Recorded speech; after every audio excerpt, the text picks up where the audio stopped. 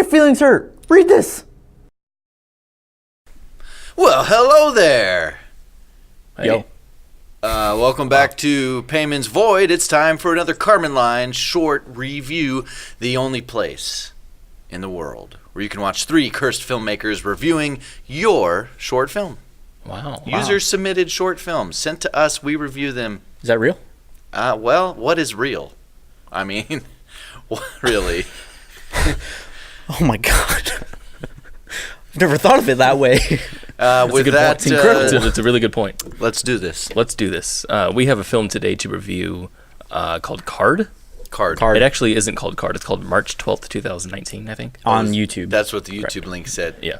Anyway, but this was sent to us He says it's called Card, though. Yeah. Okay. Yeah. The filmmaker is Zachary Zeferjahn. Mm-hmm. Repeat offender. Yes. He made a film a while ago called Can. Yeah. Which was like a interesting comedy of sorts. Yeah, it was kind of interesting. I kind of liked Can. Yeah, I kind of did too. But that was one of our earlier reviews. Very early. Yeah. That was when we were called Short Film Back Roundup. in the ancient days. Ancient days. Anyway, so we're going to start off with our first impressions of this film. Cool. So let's start off with Taylor. Me? You. Give us your first impressions. My first impressions? Okay. My first impressions, like literally my first thought actually watching this movie was this guy, Zachary's kind of style, for lack of a better term, has evolved a little bit since Can. I'd say so. But still was in the same vein as Can. As like, it felt like this movie was sort of pointless, but intentionally pointless. Yeah. You know, and that's what kind of Can felt like, with a kind of a comedic twist-ish at the end, where I felt this one was like a more serious take at that, for better or worse. But I appreciated the unwillingness to compromise, I guess, or just like the sheer audacity amount of personality of like not elaborating on anything at all and just like making stuff up. You like that in films? I do, yeah. Particularly. Yeah, I do. I mean, like, and it's not like I like it for absolutely every single film ever. Yeah. And it's sometimes I've seen that where I don't always like it, but something about the way this was shot and the way people reacted with each other and the sound, it worked for me pretty well. Nice. Second impressions? Second impressions. Well, yeah, I don't really know where to begin with this. I guess my first impression was just saying, what? That is what I said. That's kind of what mine was. When it ended, I just kind of went, what? Because I was waiting. I felt like this is clearly a setup for some kind of punchline. But it turns out the punchline was a drawer full of spoons. So, I don't know. It felt like a dream. You know, one of those dreams where, like, when you're in it, you're like, yeah, this makes sense. And then when you wake up and analyze it, you're like, that didn't make any sense. But that being said, I like the lighting. Yeah. All right. My first impressions were that of the lighting and the cinematography, which we'll get into later. But I was totally like you, where I just didn't understand. I as I watched the guys playing a card game, I'm like, okay, well, I'm guessing this is intentionally left to just be interpreted however you want. That's kind of what I was thinking. And then as it went on, it certainly seemed to confirm that. And then it ended, and so I'm like, okay, so that seems like what they wanted me to do was just kind of just read into it. And I really don't like films that do that. Yeah. So can I raise one point before we go into our topics? Sure. So I know that a film should speak for itself and should stand on its own 2 feet without any kind of pre-contextualization. That's why I don't like reading a description before we watch these and things like that. Right. But I do find that I enjoy a non-narrative or surrealist or experimental film much more when I know I'm seeing one. Yeah. Yeah. And I'm not waiting for the punchline or for the story to start to coalesce and make sense. What do you guys think? I have a theory on that, but I'll let you go should first. a filmmaker explicitly say this is the kind of film I've made. Well, that's kind of like talking about expectations, right? Yeah. You know, where like you can have, if you have a specific kind of expectation of a movie and it doesn't meet up with that, you're going to be disappointed. You Right. know? And so that can be said for movies that aren't necessarily experimental. But I do get what you're saying is, should you know it's an experimental film going into it, Or any film for or that matter. any film that matter? Like, I don't know. I don't know. That's a I tricky don't know question, to be a honest. great answer to that, but I do like experimental films. Sure. There's plenty of films that give you nothing. Absolutely. That I've really enjoyed, but not when I'm caught off guard Yeah. by them. Usually, I know what I'm going in for. Maybe if it's too like, maybe if when you go into it without expectations or with the certain expectations, it's really hard to try to figure what I'm trying to say, but if you go into a film not knowing what it's about, and then something happens in the film that, because of your expectations, makes you feel a certain way and makes you feel better about the film, maybe because of that transition. It's hard to say. It's hard to say. I fully acknowledge it sounds like nonsense. This is confusing. Is this surrealist? I wish I would have known ahead of time. If the artist makes a film, you don't understand it, you watch it, and then you begin to understand it, and then because you started out without that expectation, it made it a better film, then I could say that would be good. Right. For a film. So if the journey of discovering is part of the experience, that can add to instead of taking away. Right. Totally agree. Now, with a film like, I'm going to bring up a different film, one called Under the Skin.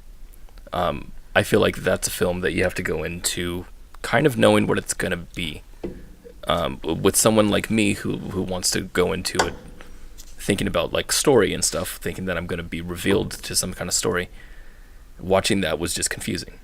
And then going at the end, I was like, what? And the same thing with this film. It was just confusing. I just didn't really understand. Yeah. I think for me, it has to do with the artist. And so like for instance, I can get to know David Lynch's style, and then if a new David Lynch material comes out, Definitely it's it could be anything, and but I have an expectation from him as an individual to make a certain kind of thing.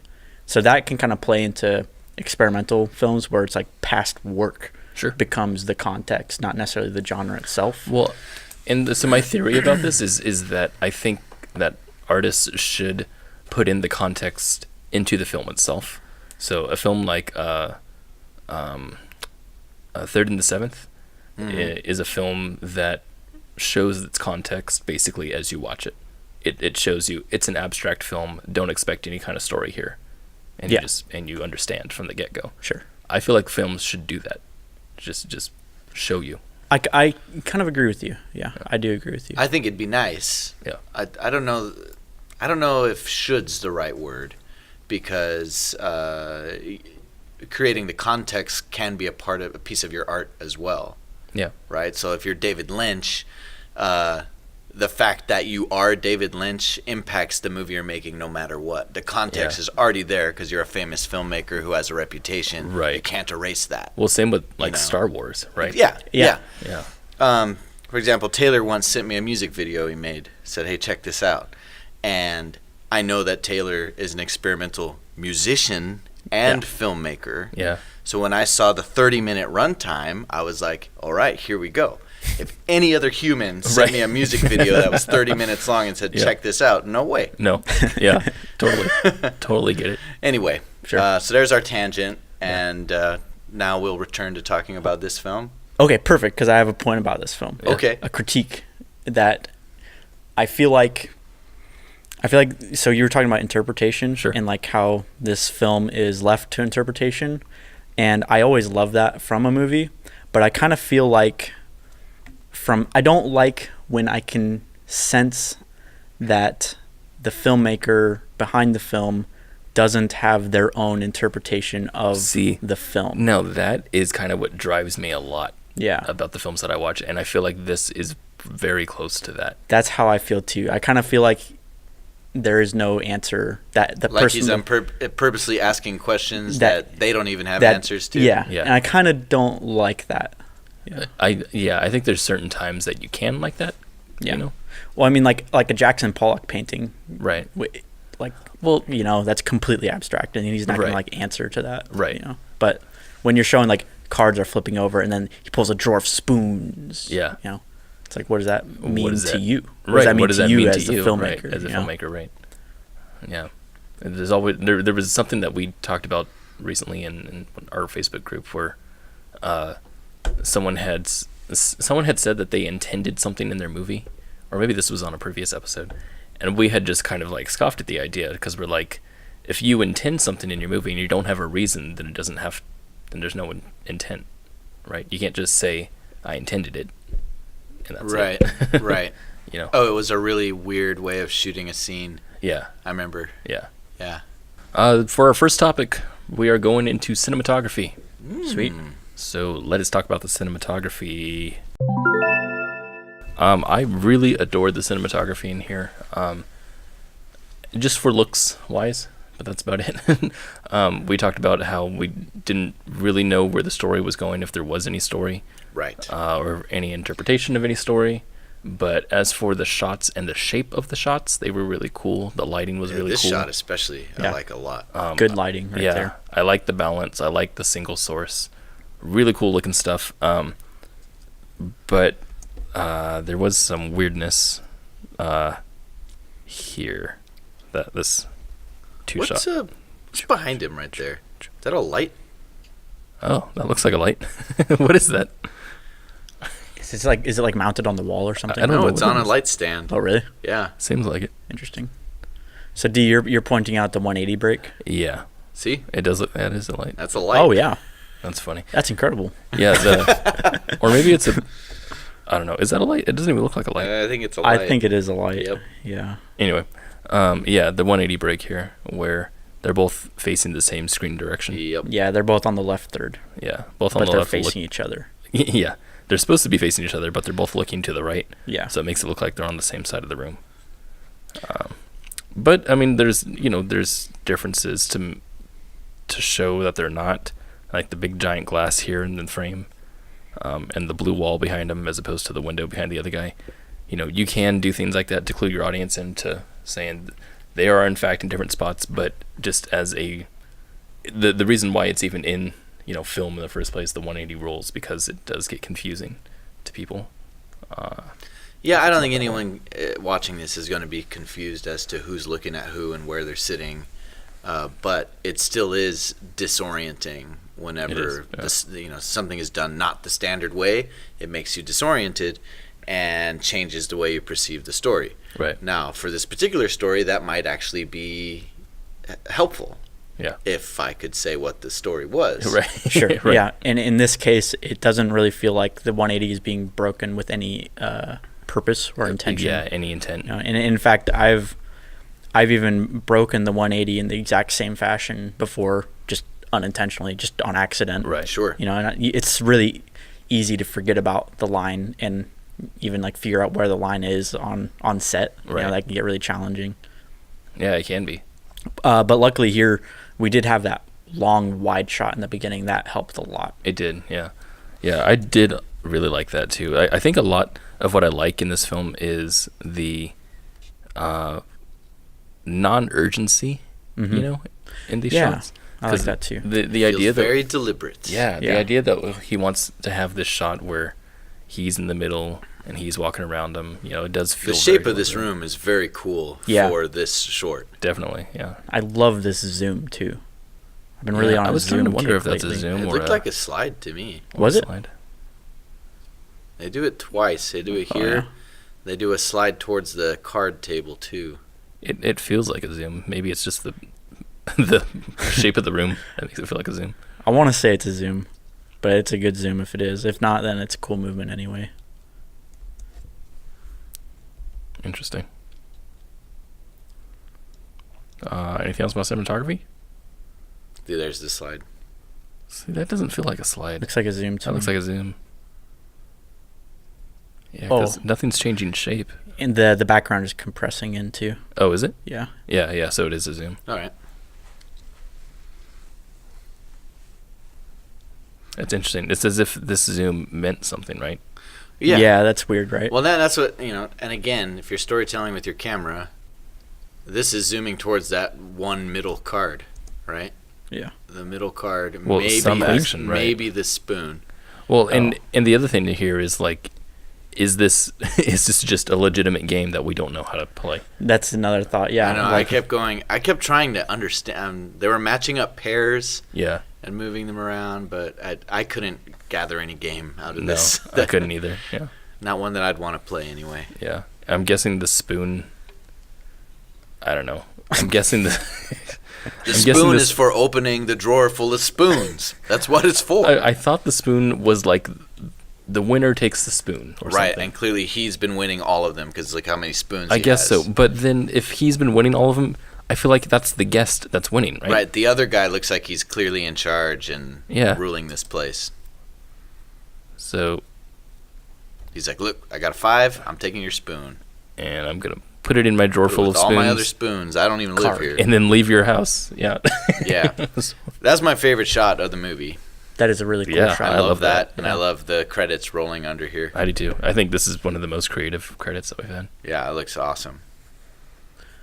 Did it bother you guys at all that this isn't exactly cinematography? Ooh, that doesn't belong here. See, we're in the cinematography section of the show. I'm sorry, but I don't know where this thought belongs. In the thought section. Yeah. We have a section over there for thoughts if you want to. Begone, thought. Yeah. Well, I'm going to go hang out put over it there. Yeah. Next. What is? My thought is, did it bother you guys that no one drank the alcohol? Oh, I thought he did drink it. Did he not? Does he? He puts it down. I don't know if he was drinking it or not. I just see him put it down. Let's see. He opens it. And then he moves the glass. And then he puts it down. I don't know. When I see those little bottles, it has the same level from right here. Once again, I feel like to right. Everything has intention, whether you want it to or not. And when I see these little tiny sample bottles, it's like, okay, what are you trying to? What are you trying to say here? What are you trying to say? Yeah. So I don't know if Fireball. We bought hard whiskey, but only a little bit of it. Yeah. Enough for a shot. I don't know if Fireball, because I feel like Fireball only comes in that size. Because I've seen. Do you put it in water? I don't know what you do with it. I have no idea. Treat blindness. Should we move on to our next topic? Yeah. Please. The makers of this program would like to interrupt this program to talk about their other programs. Go D. If you happen to be a filmmaker and you've made a short film and you want to hear us talk about it, you can submit it to us via the link in the description. And if you love what you are seeing here and want to dive deeper into making better movies, you need to join us at our Facebook group, The Karmanline Cult. There, we have daily discussions about filmmaking, we have weekly live streams, and all kinds of other cool cult-like activities. And now back to the program. Next topic is editing. Oh. Editing. What did you think about the editing, Kenny? Well, it kind of goes hand in hand with the cinematography. The only part, when I'm thinking about editing, most of the time I'm looking for editing that I don't see. Right. Sometimes there's cuts where I go, that was clever, right? Yeah. Where a cut is actually used to enhance the storytelling. But mostly you don't want to see the editing. Yeah. You want it to be the invisible hand. If you're, I would say that with most things, honestly. Yeah, and where I began to feel it the most jarringly was when we were doing breaking the 180. Definitely. Rule. Yeah. But that was just because it was breaking the 180 rule. Right. Yeah. Everything else is cut on action. Other than that, it's nice. it's pretty solid editing. I thought. It's like I would call it like sufficient editing, because it's not overtly distracting or anything. Right. But I did like feel every cut in a way that I didn't like. That's interesting. Yeah. Like it didn't feel like it was flowing necessarily. Right. There was no. Yeah. So there's ways that you can lead edits, and it's either through an action where someone's reaching, in the next edit they continue the action, like when the guy walked into the room here. Like, I like that cut. Yeah. Yeah, that one felt good. But you can also lead with other things. You can lead with emotion. Yeah. You can, like, if someone is staring really hard at something and they're like about to, have a reaction to something, you want to see what they're looking at. That's leading with emotion. You can lead with characters. You can lead with movement. You can lead with a bunch of things. But yeah, when there's just two characters sitting on opposite sides, if you don't know what they're doing, you're probably going to feel every single cut. Yeah. And we did. And whether that was intentional or not, I don't know. It certainly didn't do much for the experience, I don't think. For me, both cinematography and editing are hard to really analyze when I still don't get what the motivation is of the storyteller. Right. Yeah. The question is, did we use them effectively to get across the intention? Yeah. I don't know. Right. Right. Well, and that's the other thing is, like, we don't even know what the intent here was. That's exactly it. So Yeah. I think this is a pretty short section here. Yeah. We can move on to the next one if you've got nothing else to say. Let's move on to sound. The sound in this film drove me a little batty. How long was this? That's where I'll begin. This was 4 minutes long? Yes. 5 So minutes? it sounded to me like they were looping ambience. They were. Unless there was like a washing machine on that No. had some kind of repetitive sound. There was a single loop.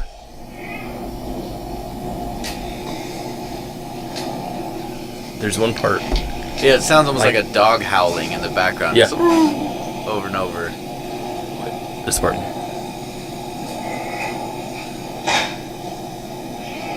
That. Yeah. Over and over. Yeah. And so, one, it's just distracting because you quickly pick up on that it's artificial. Right. Two, it was a very abrasive ambience. It was. Yeah. Right? Yeah. In order to hear the other sounds, if we are trying to make a sense of discomfort, then that's effective. Sure. It certainly has its limits on how long you can expose an audience to that before they're just going to want to turn off the. Right. Our ears are more effective than our eyes. Right. And abrasive sound is a great way to make an audience stop wanting to watch your movie. Definitely. But it is also a really great way to throw someone out of their comfort zone in a movie. It's a very good tool. Taylor, you mentioned the movie Climax earlier. Yeah. Climax has this thing where they have one continuous mix of songs, but it has the same tempo throughout the entire thing. And it's like crazy for the first hour, I think, or for the first 30 minutes. There's a continuous tempo of the boom, boom, boom, boom, boom, and it kind of puts you into this mood where everything you're watching on screen is following that tempo somehow. Whether they're dancing or whether they're walking or something, you're always thinking about that tempo, and it puts you into that kind of space. And with that being said, it does the same exact thing when ambience is just blaring. It's going this droning noise that puts you into that space. That movie was insane. Climax, yeah. Great movie. It was a great movie. It was. There's another movie that does something like this with soundscape, and that was Dario's film. Tube, yeah. He had his own custom score for that one. Great score. Yeah, and the score, again, is just, it draws you into the space, makes you feel what he wants you to feel, which I think was unnerving or disturbing or something. Eraserhead. That's what I was David gonna bring up. Lynch has a lot of long segments of very abrasive audio. Yeah, Just almost the whole movie. Yeah, I remember seeing clips of that movie, and I saw that stuff. It sounds exactly like this. Yeah. It's like that's the first. As soon as the movie started, I was like, "Oh, this is Eraserhead." Yeah. It sounds just the same. Yeah. Personally, I liked it because I like abrasive things. Yeah, I like really abrasive audio because I'm a little bit of a freak. I like the abrasive. I'll show you abrasive. You like it? It's the one thing that actually got me drawn into the movie a lot more was this sound. I was like, what? Like, what is it? What is this? And why does it sound like this? It made it feel alien. It did. And I really liked that. This brings me back to the conversation earlier. I think that I could have gone to where you went. Sure. If I knew what I was getting into. Me too. Yeah. And because I was trying to figure out what story this guy was trying to tell, I'm just like, man, that bad audio is really distracting. Well, see, trying to figure out what's happening here, and I just have this distracting audio. it was the same. It was same here, and I think it's because I went into this movie thinking the same, thinking of the context that this was the same guy who made Can, right? Right. And I was like, oh, that was his first film. Maybe this one will be an improvement. And then upon that, I'm thinking, okay, there's this looping ambience. I'm like, oh, clearly you're trying to do room tone, but it's just clear it's not working. So that's what's going on in my head. Yeah. So I can't enjoy it after that. It sounds like a mistake. Yeah, it was too insanely abrasive for it for my mind to even go there. Like I can't believe that someone would be like, yes, this is the natural room tone. You know, clearly you haven't made as many mistakes as me. Because I was like, I think I've done that. Well, and I feel like this is kind of one of those things where he's like, where I could easily see watching this and then asking, hey, what's wrong with the room tone? And they would say, no, I wanted it to be that way. And then that would leave me to question, I don't understand. Well, why? Why do you want it to be that way? Why do you want it to be that way? Because it's certainly not, it's making me question everything. It's not answering anything to me. See, and in that situation, I guess, that is kind of a thought process, but my thought process when I watched this movie was pretty different, I guess. Like, I was thinking, like, why do I feel the way I feel when I'm watching this? Like, why am I having this reaction? What is it that I like about this choice? Or what is it that I dislike about it? Not necessarily how is it contingent on what he intended. Like, I just kind of, like, threw that out the window. That's neat. As soon as I couldn't. I wish I could be in your shoes. Yeah. I want to do that. I don't like this seat. I want to be in that seat. But what really helped me enjoy this movie was Can. Yeah. Because I felt like this was we're not talking about sound anymore. No, I'm just saying context. Yeah. I know. Context. But like I said, like sometimes David context Lynch. really matters. Certainly, yeah. Yeah. But like, you know, ideally we don't want it to, but sometimes it just does. Yeah.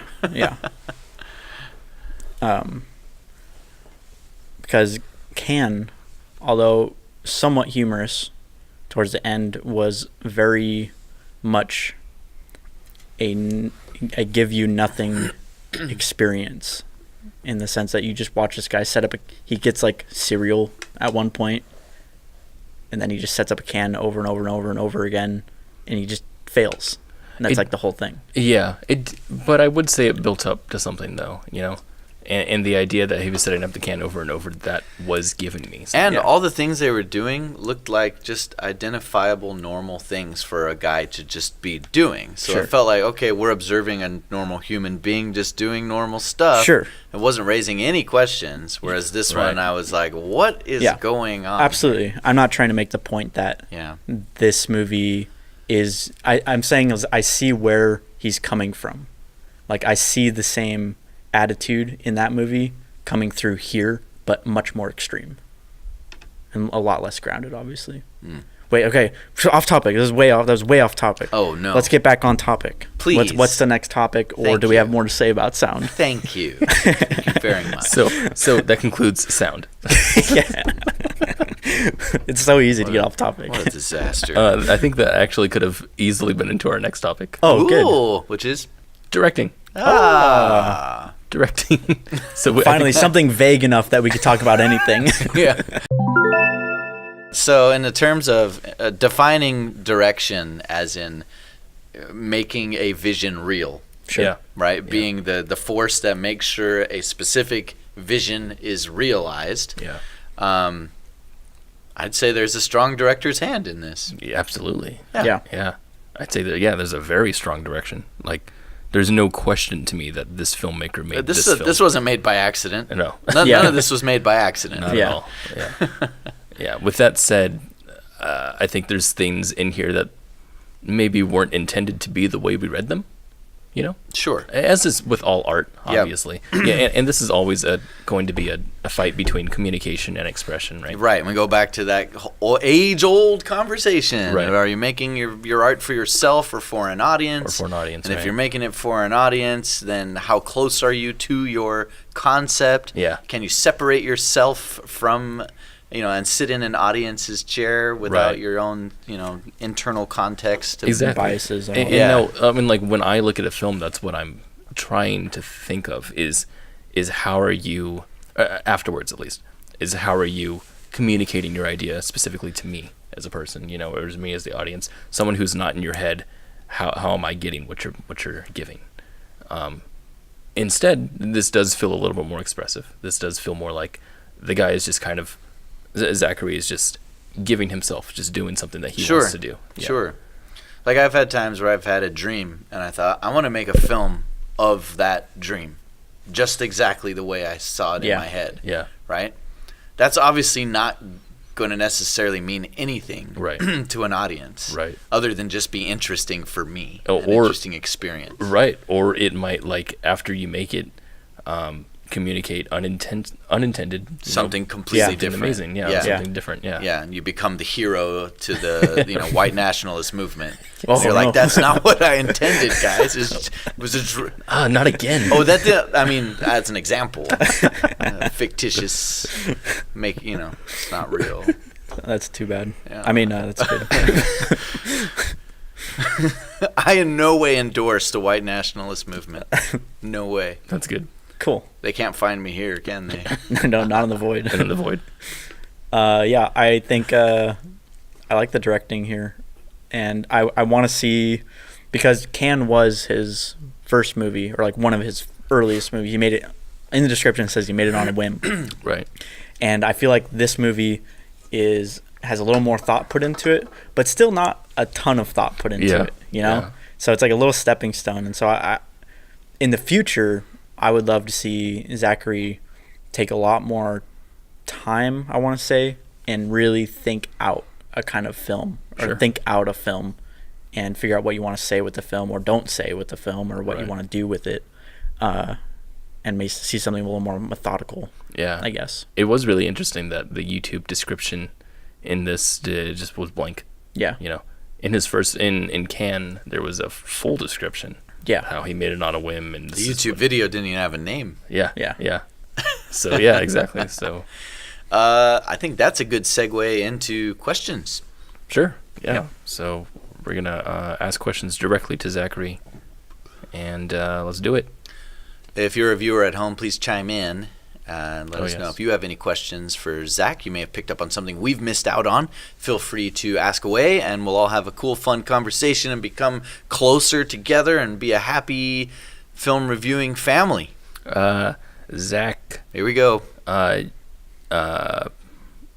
please answer us in either the YouTube comments, Facebook comments, wherever you see this video. So my first question would be, what inspired you to make this film?